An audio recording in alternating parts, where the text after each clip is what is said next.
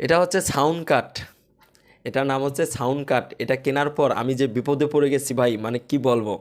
একটু সুবিধার জন্য মানে যে পরিমাণ বিপদে আমি পড়লাম, আমার মতো বিপদে আপনারা আর পড়েন না। আপনারা কিন্তু অনেকেই এরকম বিপদে পড়েছেন ভাই। এটা আমি অনলাইন থেকে কিনেছি। এটা হচ্ছে সাউন্ড কাট। এটা এটার সাথে সংযোগ হয়। এটা হচ্ছে আমার মাইক্রোফোন। এই মাইক্রোফোন এটার সাথে সংযোগ হয়।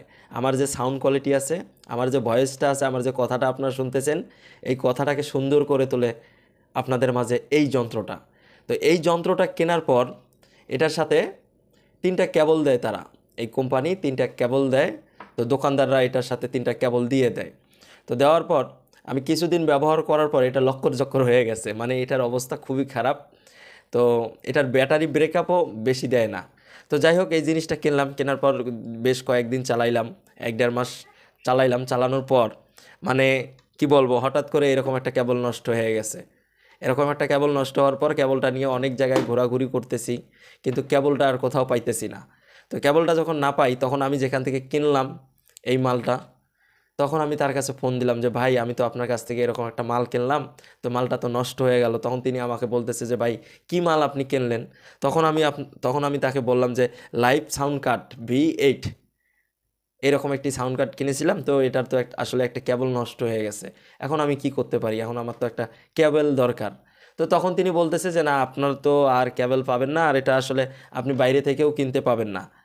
কি বলছি বুঝতে পারছেন? মানে এটা আমি বাইরে থেকেও কিনতে পারবো না এবং ওনাদের থেকেও নাই। এখন শুধুমাত্র একটা কেবলের জন্য আমার এই সাউন্ড কার্ডটি মানে বাদ, অস্টিজ, এটা অচল, এটা আর চলবে না। কি বলছে বুঝতে পারছেন?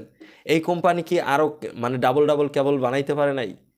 এটা শুধু কাস্টমারদের মানে এটা ভোগান্তি না? তাদের এতগুলো টাকা ক্ষতি না? তাদের তো এটা চিন্তা করা উচিত। এটা অবশ্যই তাদের চিন্তা করা উচিত ছিল। কিন্তু এখন তো নিরুপায়। এখন একটা কেবলের জন্য এরকম একটা মাল বাদ হয়ে গেল। আর বিশেষ করে এটা ভালো কোনো ব্র্যান্ডের মালও আমি কিনি নাই। বুঝতেছিনি তো, অনলাইন থেকে কিনেছি। কেউ আর আমার মতো অনলাইন থেকে জিনিস কিনে ভাই ঠইগেন না।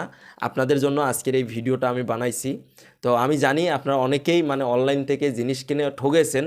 তবে একটু কষ্ট করে মানে দোকানে গিয়ে জিনিসটা কিনে আনা মনে হয়, আমি যেটা মনে করি এটাই বেস্ট। আর মানে যদি একটু সময় সুযোগ বের করা যায়, আর তা না হলে অনলাইনের জিনিস সব সময় ভালো হয় না। অনেক সময় দেখা যায় যে ভালো হয়, তবে সবাই কিন্তু এই ক্ষেত্রে আসলে ভালো করে না। দেখায় একটা আর পাঠায় দেয় আরেকটা। মানে বাসায় এনে খুলে দেখি অন্য কিছু। বুঝতেছি না তো, মানে বিয়ে করতে গেলাম একজনকে আর বিয়ে করে নিয়ে আসলাম আরেকজনকে। বুঝতেছেন? তো আর কিছু বলার নাই। ভালো থাকেন সবাই। আল্লাহ হাফেজ।